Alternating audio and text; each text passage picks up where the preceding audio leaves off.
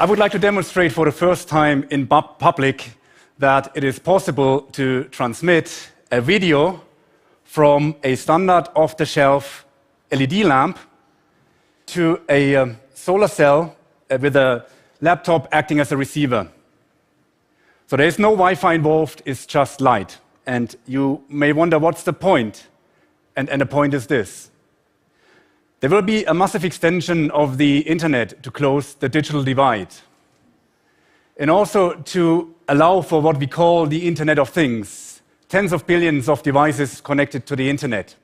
In my view, such an extension of the internet can only work if it's almost energy neutral. This means we need to use existing infrastructure as much as possible. And this is where the solar cell and the LED come in. I demonstrated for the first time in TED 2011 Li-Fi or light fidelity. Li-Fi uses off-the-shelf LEDs to transmit data incredibly fast and also in a safe and secure manner. Data is transported by the light, encoded in subtle changes of the brightness.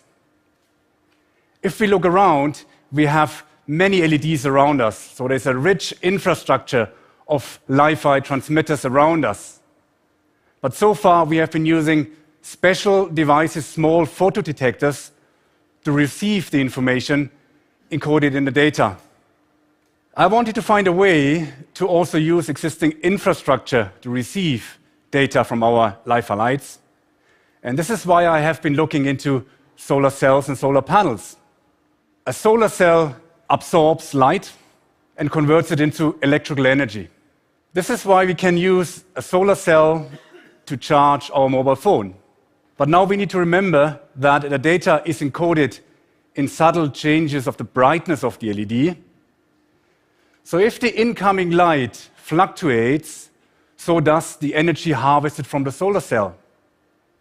This means we have a principal mechanism in place to receive information from the light and by the solar cell because the fluctuations of the energy harvested correspond to the data transmitted. Of course, the question is, can we receive very fast and subtle changes of the brightness, such as the ones transmitted by our LED lights? And the answer to that is yes, we can. We have shown in the lab that we can receive up to 50 megabit per second from a standard off-the-shelf solar cell. And this is faster than most broadband connections these days. Now, let me show you in practice. In this box is a standard off-the-shelf LED lamp. This is a standard off-the-shelf solar cell. It is connected to the laptop. And also we have an instrument here to visualize the energy we harvest from the solar cell. And this instrument shows something at the moment. This is because the solar cell already harvests light from the ambient light. Now, what I would like to do first is switch on the light, and I simply only switch on the light at the moment. And what you notice is that the instrument jumps to the right. So the solar cell at the moment is harvesting energy from this artificial light source. If I turn it on, off, we see that it drops and turn it on, so we harvest energy with the solar cell. But next, I would like to activate the streaming of the video. And I've done this by pressing this button. So now, this LED lamp here is streaming a video by changing the brightness of the LED in a very subtle way, and in a way that you can't recognize with your eye because the changes are too fast to recognize. But in order to prove the point, I can block the light of the solar cell. So first you notice the energy harvesting drops and the video stops as well. If I remove the blockage, the video will restart. And I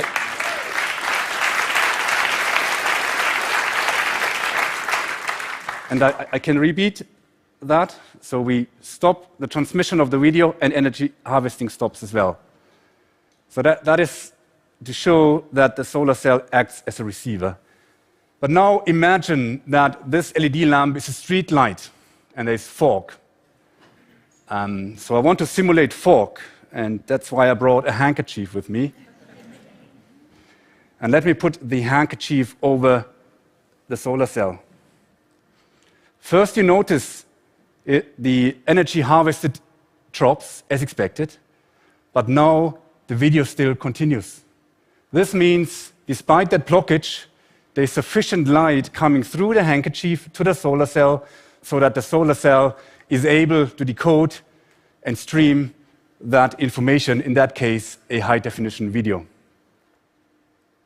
What's really important here is that a solar cell has become a receiver for high-speed wireless signals encoded in light, while it maintains its primary function as an energy harvesting device.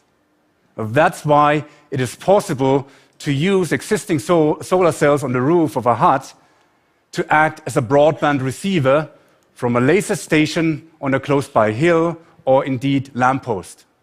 And it really doesn't matter where the beam hits the solar cell. And the same is true for translucent solar cells integrated into windows, solar cells integrated into street furniture, or indeed solar cells integrated into these billions of devices that will form the Internet of Things, because simply we don't want to charge these devices regularly, or worse, replace the batteries every few months. As I said to you, this is the first time I've shown this in public. It's very much a lab demonstration, a prototype, but my team and I are confident that we can take this to market within the next 2 to 3 years, and we hope we will be able to contribute to closing the digital divide and also contribute to connecting all these billions of devices to the internet, and all of this without causing a massive explosion of energy consumption because of the solar cells, quite the opposite. Thank you.